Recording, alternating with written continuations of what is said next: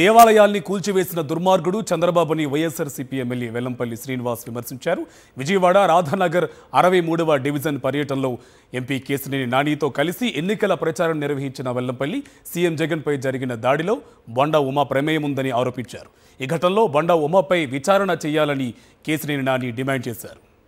దేవాలయాలలో కూల్చేసిన దుర్మార్గుడు చంద్రబాబు నాయుడు. దేవాలయాలు కూల్చేసిన చంద్రబాబు నాయుడు ఈరోజు దేవుళ్ళ గురించి మాట్లాడుతుంటే చాలా బాధేస్తుంది. బూట్లతో పూజ చేసే వ్యక్తి అతను. నువ్వు కావాలంటే చూసుకోండి, రామోజీరావు గారి దగ్గర బూట్లు ఎక్కువ కూర్చుంటాడు, అదే దేవుడి దగ్గర బూట్లతో పూజ చేస్తాడు. అటువంటి వ్యక్తి దేవాలయాల గురించి, దేవాలయ కూల్చివేతల గురించి మాట్లాడుతుంటే బాధేస్తుంది. బోండోమ కూడా మొట్టమొదటిలో ఈ ఘటన జరిగినప్పుడు ఏమన్నాడంటే వెస్ట్ కాన్స్టిట్యున్సీ నుంచి రౌడీ షీటర్లను తీసుకొచ్చి ఆయనే రాయించుకున్నాడని చెప్పి అన్నాడు. బోండోమ నీకు బుద్ధి జ్ఞానం ఉందిరా? ఎవడైనా కంటి మీద ఎంచుకుంటాడు రా బాబు ఎవడైనా? అసలు పోలీస్ శాఖలో ఎంక్వైరీ జరుగుతుంటే ఇతనికి ఎందుకు తొందరపడుతున్నాడు? ఎందుకు పారిపోతున్నావు? ఎందుకు గుమ్మడికాయలు దొంగలంటే బొదాలు తోడుకుంటున్నావు? అసలుకి తప్పు నువ్వు చేసావు కాబట్టి నువ్వు భయపడుతున్నావు. ఖచ్చితంగా ఏదైతే ముఖ్యమంత్రి గారి పర్యటన ఉందో ఆ రోజు చాలా అనవసరమైనటువంటి స్పందన విజయవాడ ప్రజలు నుంచి లభించింది ముఖ్యమంత్రి గారి పర్యటనకి.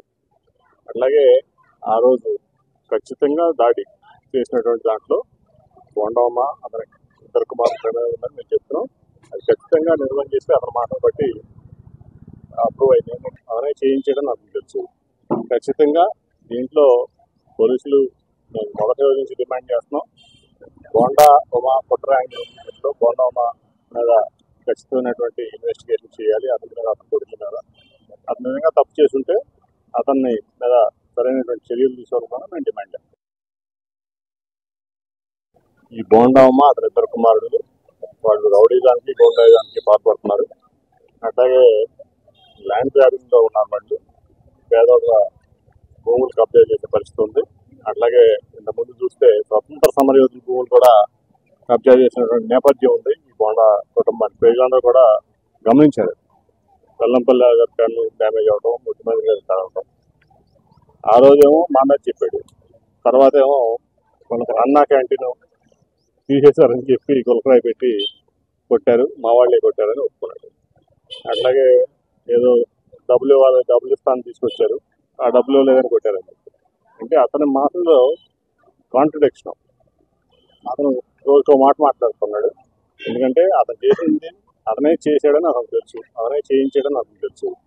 ఖచ్చితంగా దీంట్లో పోలీసులు మేము మొదటి రోజు నుంచి డిమాండ్ చేస్తున్నాం. బోండా ఉమా కుట్రాంగిలో బోండా ఉమా మీద ఖచ్చితమైనటువంటి ఇన్వెస్టిగేషన్ చేయాలి. అతని మీద, అతని కొడుకుల మీద. అతని విధంగా తప్పు చేసుంటే అతన్ని మీద సరైనటువంటి చర్యలు తీసుకోవాలని మేము డిమాండ్ చేస్తాం.